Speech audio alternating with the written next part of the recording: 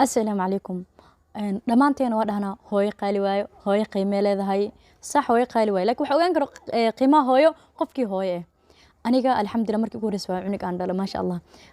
Maxamed marka umashi ka baxay dhakhtar geeyay yani oo talaal ah. Boodada marka laga talaalay.